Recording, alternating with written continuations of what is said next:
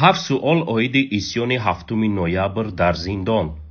7 نوامبر در مؤسسه اصلاحاتی رقم 3 وزارت عدلیه واقع در شهر خوجند اسیان سر زد که طبق اطلاع رسانه ها شمار کشته شده ها تا 60 نفر رسیده است. شمار مجروحان هم نزدیک به 200 نفر تخمین زده می شود. با گذشت 5 روز مقامات تاجیکستان حرف در این باره نزده اند و موقعشان هم تا حال معلوم نیست. سؤال‌های به پاسخ عاید این حادثه در ذهن مردم و کارشناسان پیدا شده اند که باید مقامات به آنها پاسخ گویند. سؤال 1. برق را کی خاموش کرد؟ خیرالله عبداللهیف پدر یکی از زندانبان‌های مجروح روز 9 نوامبر در صحبت با رادیوی آزادی با نقل از پسرش گفته است. حادثه شبانه هنگامی از نظر گذراندن یا هست و نیست محبوسان صورت گرفته است. یک باره برق را خاموش کرده با هر چیز به دستشان آمده است زده اند. کی برق را خاموش کرده است؟ یقینا زندانیان امکان این کار را ندارند. دسترسی به روشنکنک های برق از آنها دور نگاه داشته می شود. فرضیه لیمیت را می توان بدون شبهه دور انداخت. امکان ندارد که مأمورین زندان این مسئله را با مسئولین برق بررسی نکرده باشند. یگانه فرضیه باقی مانده همدستی یک یا چند از مأمور زندان با اسیانگران است. حالا اسیان را کی طراحی کرده است، مأموران یا محبوسان؟ سؤال باقی میماند. هجوم یکباره محبوسان به زندانبانها هم به آن دلالت میکند که حمله قبلا طرحریزی شده است. سؤال 2. آیا محبوسان مسلح شده بودند؟ این خبر را که رسانه ها نشر کردند گویا محبوسان با کارد و تبر مسلح شده به زندانیان حمله کرده اند شبهه آور است. محبوسان هیچ امکان دسترسی با کارد و تبر ندارند. خبر دیگری در رسانه ها رفته یراق یکی از زندانبان ها را زده گرفتن یک محبوس و کشادن تیر به سوی آنها می باشد. اما در ادامه نقل خیرالله عبداللهیف از زبان پسرش آمده است. گفتند که با خیشت و هر چیز دیگر به سر و روی زده اند. مشت و لگد چونین آسیب نمی رساند.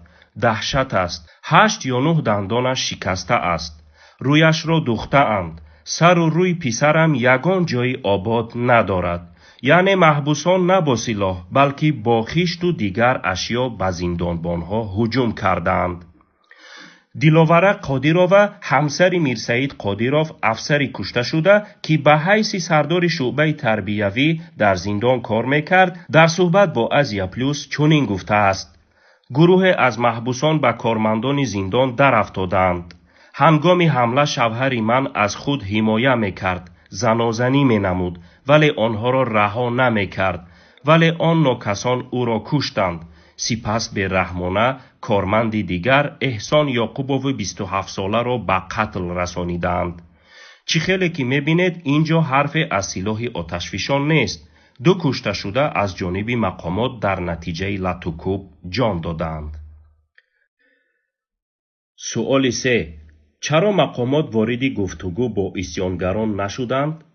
برابر دریافت خبر از اسیان 2 گروه مخصوصی پلیس و کمیته امنیت آمان و الفا به جای حادثه آمده اسیان را خاموش کردند.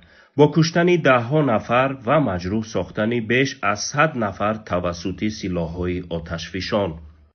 اسیان در زندان‌ها یک امر معمولی است و آن در اکثر کشورهای دنیا رخ می‌دهد. ولی همیشه مقامات وارد گفتگو با اسیانگران می شوند حتی اگر آنها به یراق آتشفشان دست یافتند. گاه طلبات آنها قانع کرده می شوند. در اکثر حالتها مشکل اسیان با راه آسایشته حل می گردد. اما بدون گفتگو و آموختن قضیه تیرباران کردن بیش از 200 نفر عمل است که تا حال در تاریخ اسیانها در جهان دیده نشده است. سؤال 4. چند نفر کشته شدند؟ شمار کشته شده ها را از 24 تا 60 نفر گفته می شود. سامانه اخبار دیروز نوشت که تا هنوز 47 نفر زندانی کشته شده گرانیده شدند. نعمت الله میرسعید تحلیلگر مسائل امنیتی در صحبتش با رادیوی آزادی گفته است. به تحقیق خود ما شماره هلاک شده ها از آن رقم هایی که در رسانه ها نشر شده اند خیلی زیاد است. یک منبع پیام با استناد به صلیب سرخ تاجیکستان هم گفت که شمار کشته شده ها از 40 نفر بیشتر است. در این دو عکس که 2 روز قبل در شبکه های اجتماعی نشر شد، محبوسان کشته شده در 2 صف خوابیدند. در یک صف آن که معلوم نیست پرره عکس گرفته شده است یا نه، حداقل 15 نفر دیده می شوند. یک منبع معتمد از دادستانی ولایت سوخت به پیام اطلاع داد که ضمن پخش عصیان در زندان 53 نفر کشته و 186 نفر مجروح شدند. سوال 5. چرا نزدیکان محبوسان زندان رقم 3 تا هنوز هیچ اطلاع ندارند؟ هزارها نفر نزدیکان محبوسان مؤسسه اصلاحاتی رقم 3 وزارت عدلیه روز 4 است که هیچ اطلاع درباره نزدیکانشان ندارند. با وجود مراجعت زیاد آنها به مقامات، آنها نه تنها به نزد محبس راه داده نمی شوند، بلکه نمی توانند اطلاع درباره زنده، مجروح یا مرده بودن نزدیکان زندانیشان پیدا کنند. پیام معلوم کرد یک نفر محبوس با پیوندانش تلفنی تماس گرفته است. این محبوس ساکن ولایت مختار کوهستان بدخشان است. او عیناً 2 هفته قبل از فاجعه به نزدیکانش زنگ زده گفته است که 2 هفته نمیتواند به آنها زنگ زند و آنها نباید خواطر شوند. و روز 8 زنگ زده است که من زنده و سلامتم. سوال 6. چرا اجازه دیدن جسدها را به نزدیکانشان نمیدهند؟ تا حال چند جسدی که به صاحبانش سپریده شدند تحت نظارت شدید پلیس و امنیت بدون جنازه و شستشو گرانیده شدند. مقامات به نزدیکان کشته شده ها اجازت حتی باز کردن کفن را نداده اند. چنین عملکرد مقامات نشان آن است که آنها چیزی را میخواهند از مردم پنهان دارند. البته اینکه همه آنها با سلاح آتشفشان کشته شده اند دیگر جای شبهه نیست و پنهان کردن آن منطقی به نظر نمی رسد. مقامات می کوشند چیز دیگری را از مردم پنهان دارند. اما آن چیست؟ آثار شکنجه؟ 7. چرا مقامات حرف نمی زنند؟ با وجود اینکه تمام رسانه‌های دنیا از حادثه مؤسسه اصلاحاتی رقم 3 وزارت عدلیه واقع در شهر خوجند خبر دادند، روز 5 است که مقامات آب به دهان گرفتند. رئیس جمهور تاجیکستان امامعلی رحمان نیز که روز شنبه در جشن روز میلیسیای تاجیک شرکت و سخنرانی کرد، حرف از حادثه خوجند نزد.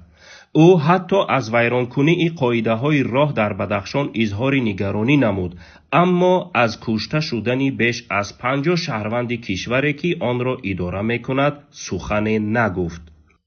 عزت الله شریپوف سردار سرریاست مؤسسه های اصلاحاتی وزارت عدلیه نیز 2 روز پس از حادثه اظهار بیخبری از آن کرده است. وزارت کارهای داخله کمیته دولتی امنیت ملی نیز که در کشتار محبوسان به سلاح مستقیما دست دارند تا حال حرف درباره عملکرد گروه‌های تابع به این 2 نهاد آمان و الفا چیزی نگفتند. محیدین کبیری رهبر پیمان ملی تاجیکستان و رئیس حزب نهضت اسلامی تاجیکستان در مصاحبه اش با خبرگزاری رسمی آلمان دایچ ویل گفته است مقامات سبب حادثه و جزئیات آن را می‌دانند ولی نشر آن به نفعشان نیست. بنابراین در پی آماده سازی فرضیه دیگری هستند مثل حادثه دنغره که قصه کاملا دیگری از واقعیتی که بود ساختند.